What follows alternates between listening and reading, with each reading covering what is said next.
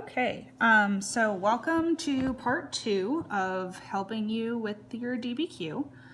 So today I'm going to talk about how to look at the documents and how to kind of add them to your essay.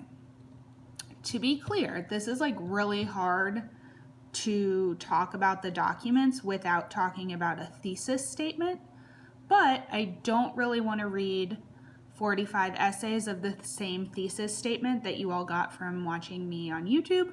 So I'm going to talk about the documents kind of generally, but I recommend that as you go through the documents, you think about like, how would this document support my thesis, okay?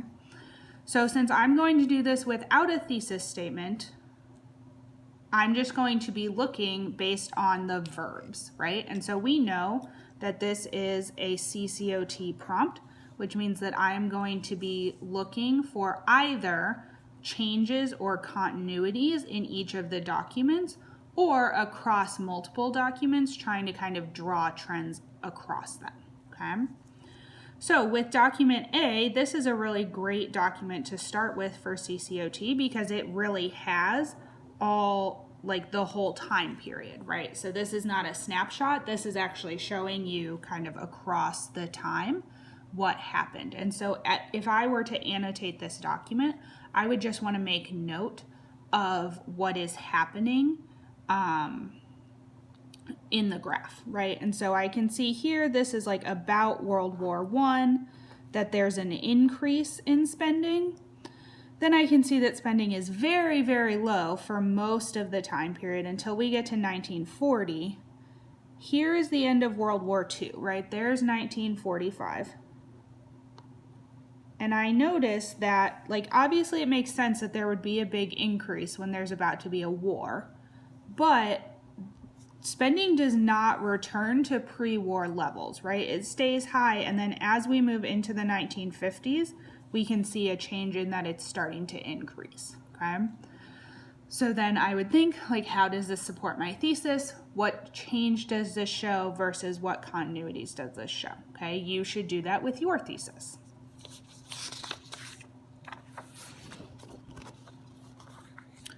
Okay, so document B, 1919, so we're talking the beginning of the time period, right? Okay. He says, internationalism illustrated by the Bolshevik is to me repulsive. Well, first of all, we've got some anti-Russian rhetoric here, right?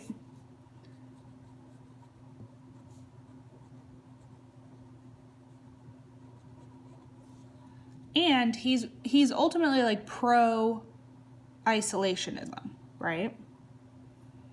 If you tangle her in the intrigues of Europe, you will destroy her power for good and endanger her very existence.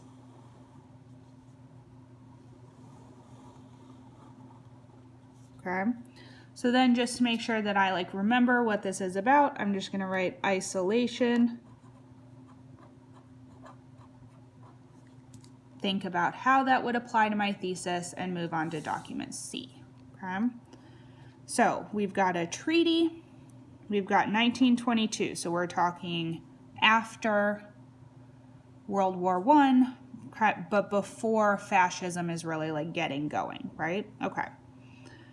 Agree to limit their respective naval armament as provided in the present treaty, shall abandon their respective capital shipbuilding programs, and no new capital ships shall be constructed or acquired.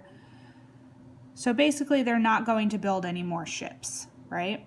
Why would they not be building any more ships? Oh, maybe thinking about, like, are they planning for a war? Probably not, because they're not building any more ships. So then I just write my kind of summary and move on to the next document.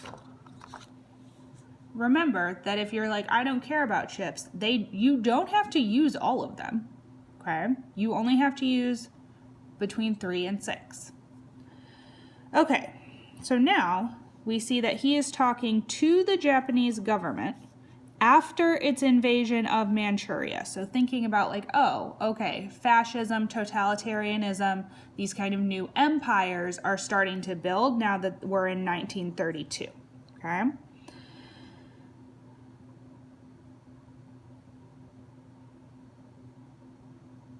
And basically what he is saying here is that they cannot approve what is happening in China, right? Cannot admit the legality of any situation, nor does it intend to recognize any treaty or agreement that may impair the rights of the United States or its citizens in China. Okay? But he sure does not say that they are going to do anything about it, right? It's just like, we would appreciate it if you did not. Okay? So it's kind of like a warning, but not an action.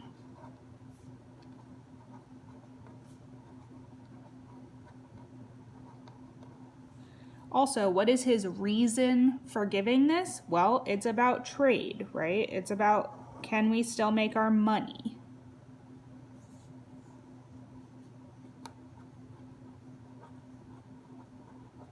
Okay. So in document E, it says that he is literally trying to keep America out of war. This is in 1935, okay?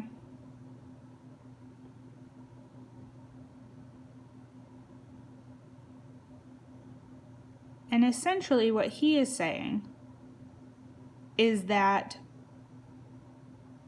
money and people trying to make money is what's making America go to war, right? So he says the lure of profits in them will get us into another war.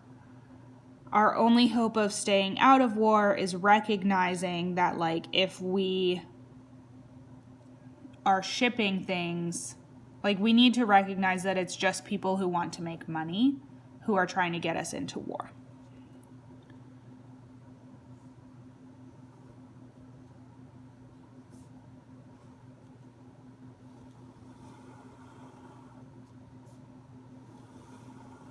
So here we kind of see trade still being an issue, but being used differently, right, between these two documents.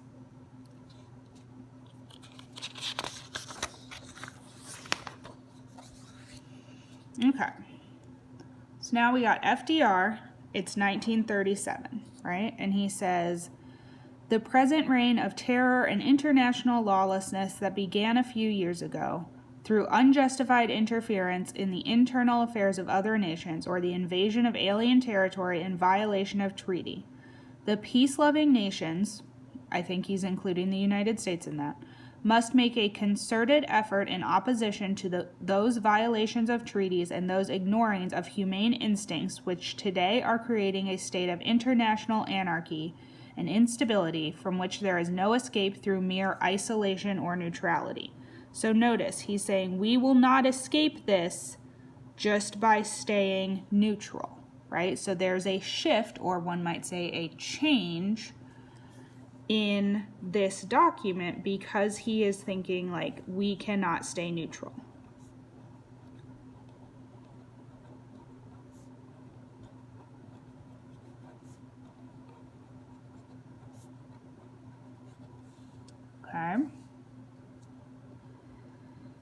Okay, then we have, now we're like jumping ahead into where we're in World War II, right? In document G, we're at Tehran, it's 1943, the war is going on. Okay.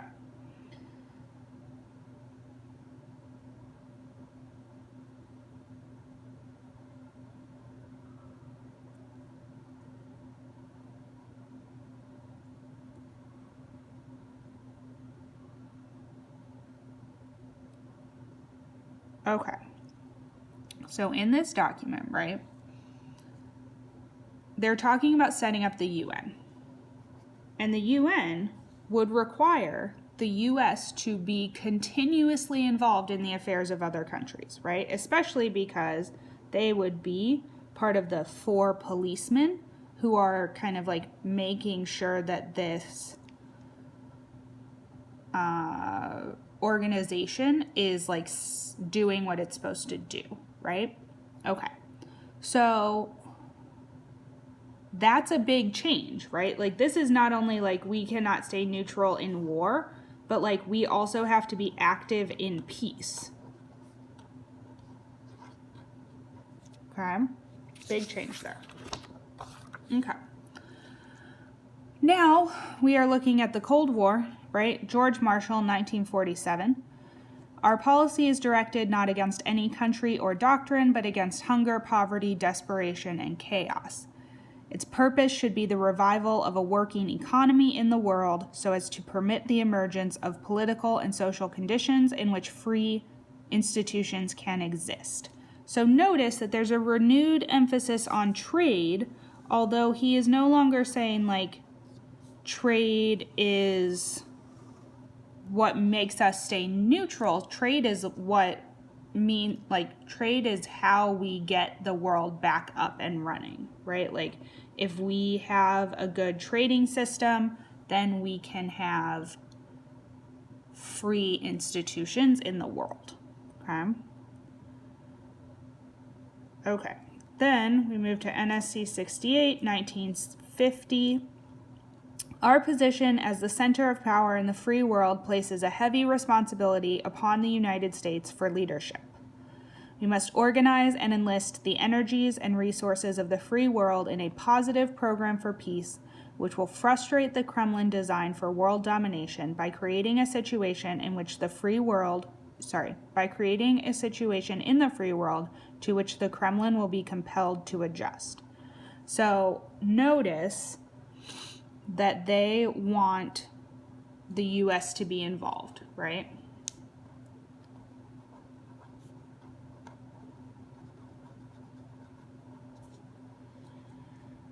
We must, by means of a rapid and sustained buildup of the political, economic, and military strength of the free world, and by means of an affirmative program intended to wrest the initiative from the Soviet Union, confront it with convincing evidence of the determination and ability of the free world to frustrate the Kremlin design of a world dominated by its will. Okay. And then finally we have Douglas MacArthur, 1951.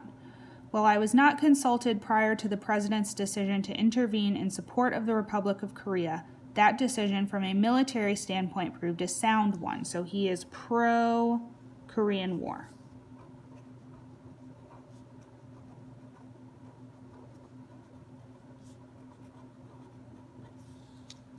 Okay. When Red China intervened with numerically superior ground forces, this created a new war and an entirely new situation, which called for new decisions in the diplomatic sphere to permit the realistic adjustment of military strategy. However, we did not adjust, is basically what he's saying. And we're being indecisive, and that's not a victory. Okay, so think about why would he say that the U.S. is being involved? Now, does he agree or disagree is a different question, but what are the reasons for U.S. involvement, right? Okay, so hopefully that gives you some guidance about what the documents are saying. Remember, what you need to think about is how do these documents support your thesis, okay? So go through them with your thesis in mind, and then find 3 or 4 that really support your thesis and use them in your essay.